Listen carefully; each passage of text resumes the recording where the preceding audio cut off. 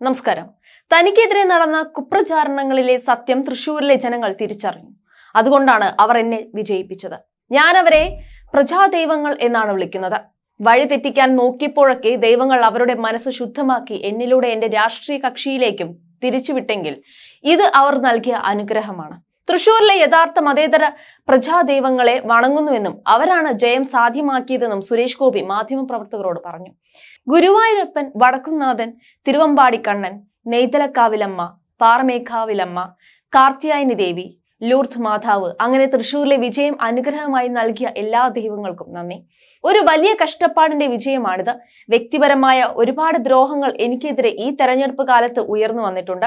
അതിൽ നിന്ന് നീന്തി കയറാൻ എന്നെ സഹായിച്ചത് ദൈവങ്ങളാണെന്നും അദ്ദേഹം കൂട്ടിച്ചേർത്തു. എന്നാൽ സുരേഷ് ഗോപിക്കെതിരെ നേരത്തെ നടന്ന മാധ്യമ വേട്ടയാടലിനെ പറ്റി മാധ്യമപ്രവർത്തകന്റെ ചോദ്യത്തിന് അദ്ദേഹത്തിന്റെ മറുപടി ഇങ്ങനെയായിരുന്നു: അതൊന്നും എനിക്ക് ഒരിക്കലും മറക്കാനാവില്ല. അത് എന്റെ മനസ്സിൽ തന്നെ ഉണ്ടാകും. നിങ്ങൾ എന്നെ പട്ടടയിൽ കൊണ്ടുവച്ച് കത്തിച്ചാലും ആ ചതിയൊന്നും ഞാൻ മറക്കില്ല. തിരുവനന്തപുരം ശാസ്തമംഗലത്തെ വീട്ടിൽ വെച്ചായിരുന്നു അദ്ദേഹത്തിന്റെ ആ പ്രതികരണം.